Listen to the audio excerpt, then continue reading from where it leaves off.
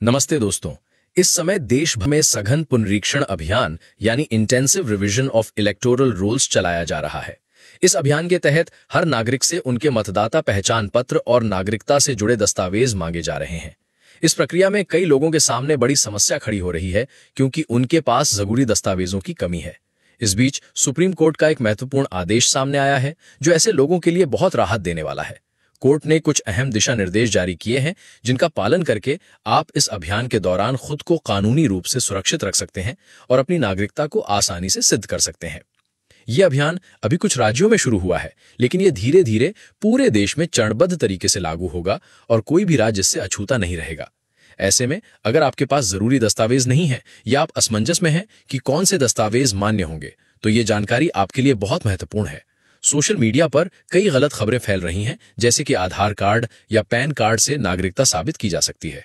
लेकिन मैं आपको स्पष्ट कर दूं कि ये दस्तावेज केवल सहायक हैं, न कि नागरिकता का प्रमाण। इस वीडियो में हम आपको उन सभी जरूरी दस्तावेजों के बारे में बताएंगे जिनकी आपको आवश्यकता होगी और वो आसान तरीका जिससे आप अपनी नागरिकता को सिद्ध कर सकते हैं। तो आइए विस्तार से जानते हैं। चुनाव आयोग ने हाल ही में सुप्रीम कोर्ट को बताया है कि आधार कार्ड, वोटर आईडी कार्ड और राशन कार्ड को नागरिकता साबित करने के लिए वैध दस्तावेज नहीं माना जाएगा। खासतौर पर इस सघन पुनरीक्षण अभियान के दौरान अगर आप इन दस्तावेजों को दिखाकर अपनी पहचान साबित करने की कोशिश करेंगे तो चुनाव आयोग इन्हें स्वीकार नहीं करेगा। अब सवाल ये उठता है कि जब ये दस्तावेज भारत सरकार द्वारा ही जारी किए जाते हैं तो इन्हें नागरिकता के लिए वैध क्यों नहीं माना जा रहा? ये एक ऐसी स्थिति है जो आम लोगों के लिए भ्रम और परेशानी का कारण बन रही है। आधार कार्ड, वोटर कार्ड और राशन कार्ड जैसे दस्तावेज जो सरकार खुद बनाती है, उन्हें नागरिकता का प्रमाण नहीं माना जा रहा। इससे आम आदमी की मुश्किलें और बढ़ रही हैं। लोग समझ नहीं पा रहे कि आखिर कौन सा दस्तावेज मान्य है और कौन सा नहीं। इसलिए आज हम आपको सुप्रीम कोर्ट की गाइडलाइंस और उन दस्तावेजों के बारे में बताएंगे जिनके आधार पर आप अपनी नागरिकता को आसानी से सिद्ध कर सकते हैं। सुप्रीम कोर्ट ने स्पष्ट किया है कि कुछ दस्तावेजों को नागरिकता साबित करने के लिए प्राथमिक प्रमाण के रूप में स्वीकार किया जाएगा।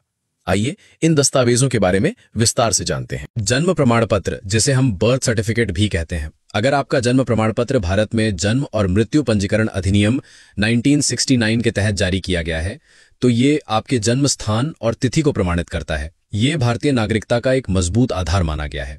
अगर आपके पास ये दस्तावेज है तो यह आपकी नागरिकता साबित करने में सबसे महत्वपूर्ण होगा। दूसरा जो महत्वपूर्ण दस्तावेज है वो है भारतीय पासपोर्ट। अगर आपके पास भारत सरकार द्वारा जारी वैध पासपोर्ट है तो ये सीधे सीधे आपके भारतीय नागरिक होने का प्रमाण है। इसमें किसी तरह का कोई उलझाव नहीं है। पासपोर्ट आपके नागरिकता के दावे को मजबूत करता है। तीसरा जो महत्वपूर्ण दस्तावेज हो सकता है वो है नागरिकता प्रमाण पत्र। यदि आपने नागरिकता अधिनियम 1955 के तहत भारतीय नागरिकता प्राप्त की है तो आपके पास ये प्रमाण पत्र होना चाहिए। ये प्रमाण पत्र आपके माता पिता या दादा दादी के भारतीय नागरिक होने के आधार पर जारी किया जाता है, खासकर अगर उनका जन्म अविभाजित भारत में हुआ था। इस स्थिति में उनके जन्म प्रमाण पत्र या अन्य नागरिकता संबंधी दस्तावेज आपके लिए सहायक हो सकते हैं। इन प्राथमिक दस्तावेजों के अलावा सुप्रीम कोर्ट ने कुछ अन्य दस्तावेजों को सहायक प्रमाण के रूप में स्वीकार करने की बात कही है। ये दस्तावेज परिस्थितियों के आधार पर उपयोग किए जा सकते हैं। इनमें शामिल हैं जमीन या संपत्ति के रिकॉर्ड। अगर आपके पास जमीन या प्रॉपर्टी से जुड़े कोई दस्तावेज हैं, जैसे रजिस्ट्री या पट्टा, तो ये सहायक प्रमाण के रूप में काम कर सकते हैं। शैक्षणिक प्रमाण पत्र, स्कूल, कॉलेज, बोर्ड या यूनिवर्सिटी द्वारा जारी प्रमाण पत्र भी सहायक दस्तावेज के रूप में मान्य हो सकते हैं। बैंक, LIC या पोस्ट ऑफिस से जुड़े रिकॉर्ड। अगर आपके पास बैंक खाता, जीवन बीमा पॉलिसी या पोस्ट ऑफिस से जुड़े रिकॉर्ड हैं, तो ये भी सहायक प्रमाण के तौर पर प्रस्तुत किए जा सकते हैं। अब इस पूरे मामले को लेकर मैं अपनी राय भी आपके सामने रखना चाहता हूं।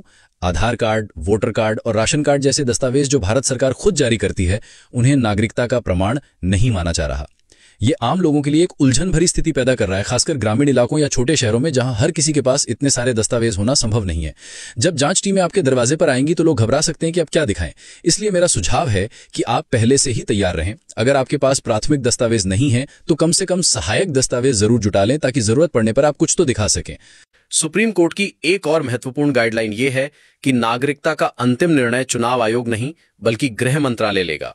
यानी अगर आपको अपनी भारतीय नागरिकता साबित करनी है तो जन्म प्रमाण पत्र और भारतीय पासपोर्ट जैसे दस्तावेज सबसे पुख्ता सबूत होंगे। बाकी सभी दस्तावेज केवल सहायक के रूप में काम करेंगे, न कि निर्णायक के रूप में। यह भी स्पष्ट हो चुका है कि चुनाव आयोग नागरिकता का फैसला नहीं कर सकता। यह अधिकार केवल गृह मंत्रालय के पास है। आपको याद होगा कि जब नागरिकता संशोधन अधिनियम यानी CAA और राष्ट्रीय नागरिक रजिस्टर एनआरसी का मुद्दा चर्चा में था, तब संसद में गृह मंत्री ने कहा था कि इसे लागू किया जाएगा। अब वही चीजें धीरे धीरे वास्तविकता में लागू होती दिख रही हैं। इसलिए ये समय सजग और जागरूक रहने का है। अपने दस्तावेजों को पहले से तैयार रखें ताकि भविष्य में किसी भी तरह की परेशानी से बचा जा सके। इसके अलावा कुछ लोग सोशल मीडिया पर भ्रामक जानकारी फैला रहे हैं कि आधार कार्ड या पैन कार्ड से नागरिकता साबित हो सकती है, लेकिन जैसा कि मैंने पहले बताया, ये दस्तावेज केवल पहचान के लिए हैं, न कि नागरिकता के लिए। राशन कार्ड के बारे में भी कहा जा रहा है कि इसमें फर्जीवाड़े की संभावना ज्यादा है, क्योंकि कई लोगों के पास एक से ज्यादा कार्ड हो सकते हैं या किसी और के नाम पर बने हो सकते हैं। वोटर आईडी के बारे में भी चुनाव आयोग का कहना है कि ये केवल पिछली मतदाता सूचियों का आधार है, लेकिन नए रजिस्ट्रेशन के लिए इसका दोबारा सत्यापन जरूरी होगा। अब कुछ लोग ये भी पूछ सकते हैं कि अगर उनके पास जन्म प्रमाण पत्र, पासपोर्ट या नागरिकता प्रमाण पत्र जैसे दस्तावेज नहीं है तो वो क्या करें। ऐसे में आपको घबराने की जरूरत नहीं है। आप अपने स्थानीय प्रशासनिक कार्यालयों जैसे तहसील, नगर पालिका या जिला मजिस्ट्रेट कार्यालय में संपर्क कर सकते हैं। वहां से आप अपने जन्म प्रमाण पत्र या अन्य जरूरी दस्तावेज बनाने की प्रक्रिया शुरू कर सकते हैं। अगर आपके माता पिता या दादा दादी के पास कोई पुराना दस्तावेज है, जैसे कि उनके जन्म प्रमाण पत्र या संपत्ति के रिकॉर्ड, तो वे भी आपकी मदद कर सकते हैं। एक और महत्वपूर्ण बात यह है कि सुप्रीम कोर्ट ने यह भी कहा है कि किसी भी व्यक्ति को बिना उचित जांच के गैर नागरिक घोषित नहीं किया जा सकता। यानी अगर आपके पास प्राथमिक दस्तावेज नहीं है तो भी आपके पास सहायक दस्तावेजों के आधार पर अपनी बात रखने का अधिकार है। इसके लिए आपको स्थानीय प्रशासन या संबंधित अधिकारियों से संपर्क करना होगा और अपनी स्थिति स्पष्ट करनी होगी। अब बात करते हैं कुछ व्यावहारिक सुझावों की।